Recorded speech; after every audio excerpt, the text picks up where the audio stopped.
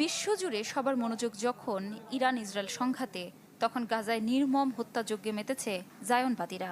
খাবার ও পানির অভাবে প্রতিদিনই যাচ্ছে ফিলিস্তিনিদের প্রাণ। ত্রাণ নিতে আসা ফিলিস্তিনিদের ওপর আবারও গুলি ছুড়েছে জায়নবাদীরা। এতে প্রাণ গেছে অর্ধশতাধিক বাসিন্দার। আহত কয়েকজনকে গুরুতর অবস্থায় নেওয়া হয় গাজা শহরের আল শিফা মেডিকেল কমপ্লেক্সে। বেশ কিছুদিন ধরেই ত্রাণ নিতে আসা মানুষের ওপর চলছে এমন নির্মম হামলা। আমি আমার পরিবারের জন্য খাবার আনতে যাচ্ছিলাম, তখনই আমাদের উপর হামলা চালানো হয়। হঠাৎ দেখি চারপাশে আগুন, অনেকেই আহত হয়ে পড়ে আছেন, নিহত হয়েছেন অনেকে। যারা হামলায় মারা যাননি তারা ক্ষুধায় মারা যাচ্ছে। তারা যেভাবে পারছে আমাদের মারছে। অনেক যুবকের মতো আমার ছেলেও শহীদ হয়েছে। ওরা সবাই আমাদের সন্তান।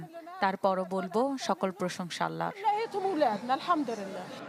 অকার্যকর গাজার হাসপাতালগুলো, চিকিৎসার অভাবে প্রাণ যাচ্ছে অনেকের। হাসপাতালের মেঝেতে আশেপাশে সড়কে পড়ে আছে ফিলিস্তিনিদের মরদেহ, যার বেশিরভাগই শনাক্ত করা সম্ভব হচ্ছে না। এদিকে উত্তর গাজার বেশ কয়েকটি স্থানে হামলা চালিয়েছে আইডিএফ। লিফলেট বিলি করে অঞ্চলটির বাসিন্দাদের সরে যাওয়ার নির্দেশ দিচ্ছে জায়নবাদীরা। আমাদের কোথায় যাওয়া উচিত? কোথায়? আমরা ভীষণ ভীত এবং আতঙ্কিত।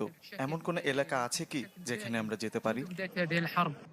মার্চ মাসে যুদ্ধবিরতি চুক্তি ভেঙে হত্যাযজ্ঞ শুরু করে ইসরায়েল। এতে এখন পর্যন্ত প্রাণ গেছে প্রায় ৬,০০০ ফিলিস্তিনির।